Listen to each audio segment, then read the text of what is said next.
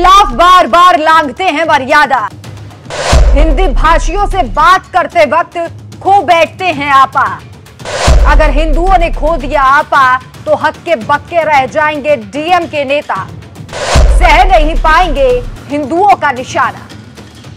नमस्कार, मैं हूं आपके साथ राखी लांबा। ये चेतावनी है उन सभी हिंदू विरोधियों को जो बोलने से पहले सोचते ही नहीं कब क्या बोलना है, कैसे बोलना है, कितना बोलना है। जैसे डीएम की नेताओं को इस बात का आभास ही नहीं है। कभी सनातन को अपमानित करते हैं, कभी सनातन को खत्म करने की बात करने लगते हैं, तो कभी हिंदी भाषी राज्यों के लोगों के बारे में विवादित भाषा का इस्तेमाल कर बैठते हैं। बात कर रहे हैं डीएमके के सांसद दयानिधि मारन की, जिनके बिगड़े बोलों ने मानो इंडी गठबंधन में ही फूट की नींव खोद डाली हो। हालांकि डीएमके के सांसद दयानिधि मारन ने जो हिंदी भाषी लोगों के लिए भाषा का इस्तेमाल किया वो कतई भी बर्दाश्त नहीं किया जा सकता। लेकिन डीएमके क्योंकि इंडी गठबंधन का एक हिस्सा है तो लोग विरोध करने से भी डर रहे हैं। हालांकि नीतीश कुमार ने अपनी हल्की सी नाराजगी जाहिर की। वहीं तेजस्वी यादव ने डीएमके सांसद के बयान की निंदा करके छोड़ दिया।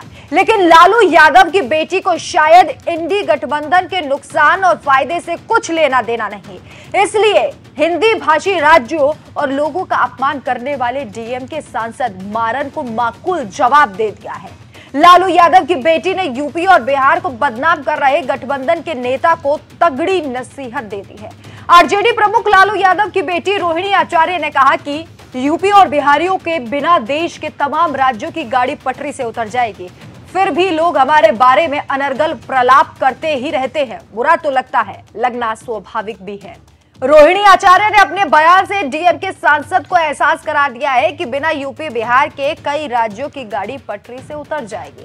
कई राज्यों का काम चलना बंद हो जाएगा बिना यूपी और बिहार के लोगों के।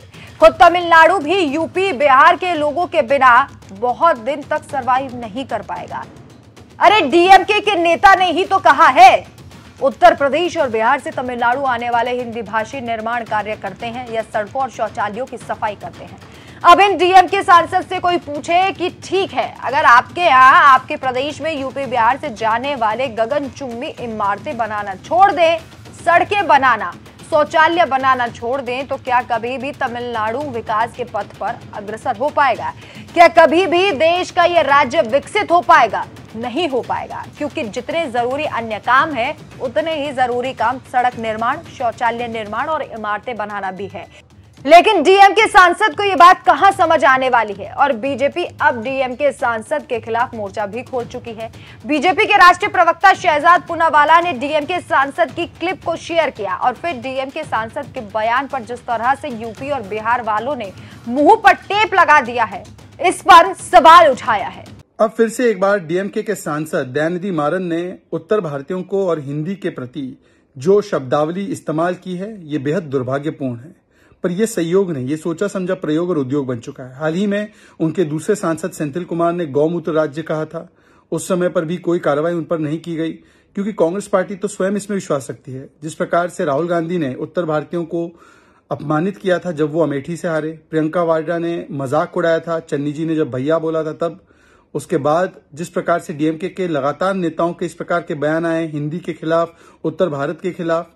क्लिप में मारन अंग्रेजी और हिंदी सीखने वाले लोगों की तुलना करते हुए देखे जा सकते हैं। वो कहते हैं कि अंग्रेजी वाले आईटी कंपनियों में चले जाते हैं जबकि हिंदी वाले छोटी मोटी नौकरियां करते हैं। बीजेपी प्रवक्ता शहजाद पूनावाला ने डीएमके सांसद की इस वीडियो को लेकर इंडी ब्लॉग पर सवाल उठाए हैं। शहजाद पूनावाला ने अपने पोस्ट में इंडिया ब्लॉग पर देश के लोगों की जाति, भाषा और धर्म के आधार पर विभाजित करने के कोशिश करने का आरोप लगाया है और इसके साथ ही डीएमके सांसद की इस बयान के खिलाफ गठबंधन की निष्क्रियता की आलोचना की है।